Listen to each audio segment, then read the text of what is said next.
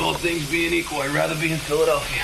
You may know him as an action movie star, but there is a lot more to Bruce Willis than just cool stunts. Hi, I'm Arch. Let's find out more about Bruce together. A blast from Bruce's unknown past. Let me surprise you right at the very beginning. Although Bruce is a renowned American actor, he was born in Germany. Turns out his mother was German, while his father was an American soldier. They met while Willis Sr. was stationed in West Germany, fell in love, got married, and had 4 kids together. When little Bruce was 2, his father was discharged from the army, so he took his family back to New Jersey. As he grew up, Bruce had quite a few jobs. One of the most unexpected things he did for a living was working as a private investigator. That's right, before landing roles in the TV series Moonlighting and the film The Last Boy Scout, where he played private detectives, Willis was one in real life. Occasionally rough it up a bit. Is that true?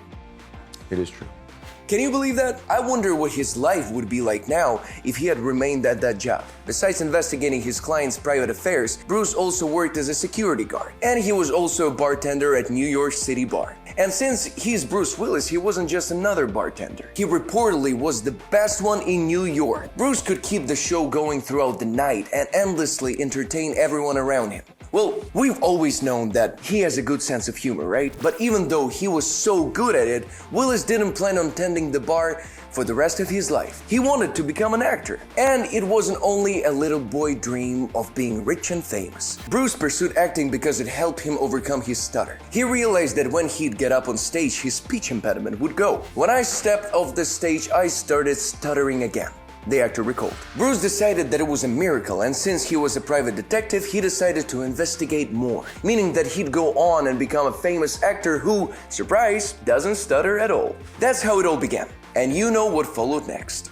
The Die Hard fame. Although we can't imagine another actor playing John McClane, it could have easily happened. Before Bruce got the part, the role was offered to Sylvester Stallone, Arnold Schwarzenegger, Clint Eastwood, Richard Gere, Harrison Ford, and Robert De Niro. But the most unlikely candidate was Frank Sinatra. In fact, he was only offered the part due to a contractual obligation. And still, I like to think that in parallel universe, Sinatra is the die-hard hero. Come to the coast, we get together. Anyway, when the casting crew found the perfect actor for the lead role, they offered him quite a sum of money. Bruce got $5 million for the part. These days, it may not sound like such a generous amount, but it was huge in 1988, the year Die Hard was made. Yeah, it was that long ago. To compare, major stars like Michael J. Fox and Tom Cruise were getting only $3 million per movie back then. And since Bruce was mainly a TV actor, it was even more surprising for him to get that kind of salary. But although the John McClane role made Willis rich and famous, playing him wasn't always easy on the actor.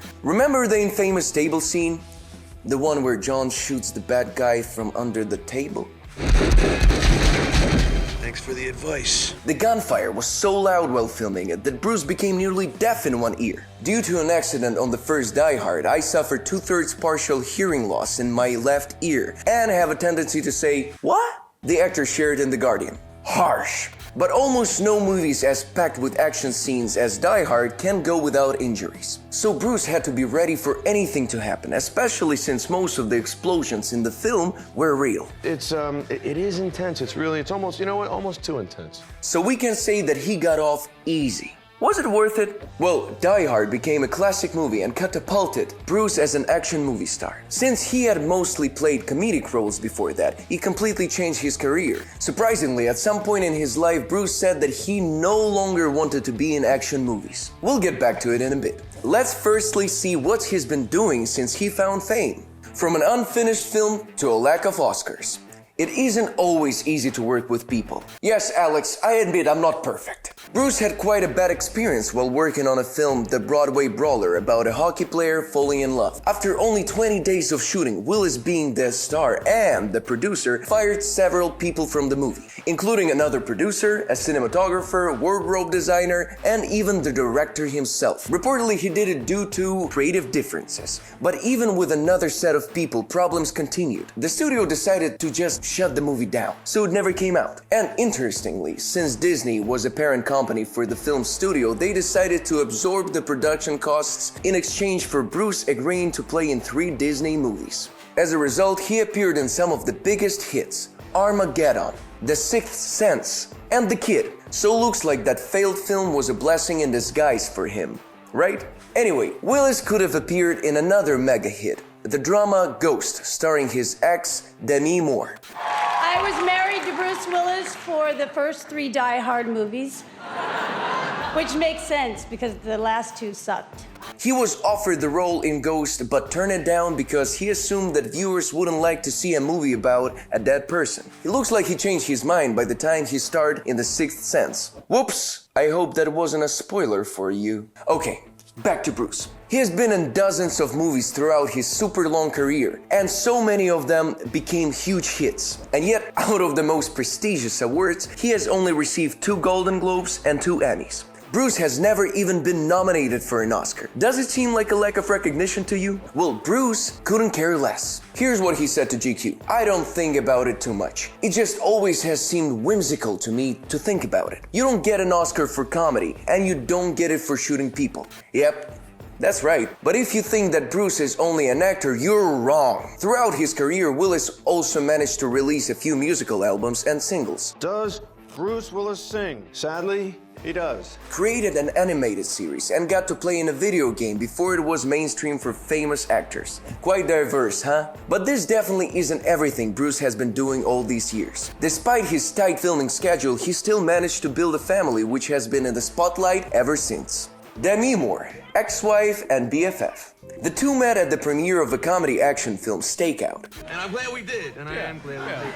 They got married soon after, and their wedding was not an ordinary one. And here's why. The famous singer Little Richard was the one who officiated them. And the whole thing happened in Las Vegas. Later, Demi and Bruce had a more elaborate and much more packed wedding ceremony to which they invited 450 guests. The couple had 3 daughters together. One of them, Rumor Willis, became an actress and starred alongside her father in Hostage, as well as in Sorority Row and Tarantino's Once Upon a Time in Hollywood. I have to say, our daughters are incredibly well adjusted, considering 2 of them are half Bruce Willis. Bruce and Demi were married for just over 10 years. They separated because the distance and their packed schedules took a toll on their relationship. Starring in movies all the time, they were rarely together. Here's what Willis said about their divorce. "I felt I had failed as a father and a husband by not being able to make it work." Don't be so hard on yourself, Bruce. At least you remained friends after separating. In fact, they're so close that the whole world is still discussing whether it's healthy to be that close with your ex. I mean, even last year, they hung out a lot during lockdown and celebrated Christmas together wearing matching pajamas. Come down the chimney in the wife-beater t-shirt, waving that gun saying, "Yippee-ki-yay, motherfuckers!" Plus, they even attended each other's wedding with their subsequent partners when Demi married Ashton Kutcher and Bruce tied the knot with the model Emma Hemming. He's still together with Emma, by the way, and they have had 2 daughters together. That's right, Bruce has 5 kids and all of them are girls. Funnily enough, his eldest daughter Rumor recently revealed that he had demanded a grandson because, as he said, he needs some male energy in his family. Quite understandable. And here's one more side of Bruce Willis that you have no idea about. Unmasked military man? Bruce has always been interested in military affairs, probably because his father used to be in the military. He once even bought 12,000 boxes of Girl Scout cookies and sent them to American troops in the Middle East and sailors aboard the USS John F. Kennedy. The tragic events in 2001 in New York affected him so much that he even decided to put his career on hold and serve in the military. But when he offered his services to the US Army in 2003, he was declined. He was 47. So, I was a little too old. Following the said events, the actor also made a promise. He said that he'd never play in an action movie again, apparently out of respect to all the people affected by the tragedy. But as we know now, he later changed his mind because he starred in a series of other action films, including Die Hard sequels following 2001. Even though this didn't go as planned, apparently Bruce Willis saving the world was something the world needed more. Gotta get in there, gotta save their lives in order to save some other people's lives so I can save some other people's lives. Okay, we've talked all about how great a guy Bruce is, but he's just a human being and he's not perfect, right? What does Bruce Willis look like? This is it. I think you got it. Earlier this year, he demonstrated it to us when he didn't wear a mask and was asked to leave the Rite Aid store because of that. Photos from the store showed Bruce wearing a bandana around his neck. So it's unclear why he didn't just pull it on his face to at least wear it instead of a mask. The actor faced a lot of judgment on social media following this incident. One of them praising the Rite Aid employee who was bold enough to kick out Bruce Willis himself. Later, Willis commented to People magazine that it was just an error in judgment, and added, "Be safe out there, everyone, and let's continue to mask up." Why didn't you mask up then, Bruce? That mask was real sweaty. But okay, everyone makes mistakes, I guess. Or did this incident make you love Bruce less? Share in the comments below. And if you like this video, watch another one that covers weird facts about Nicolas Cage. And stay awesome.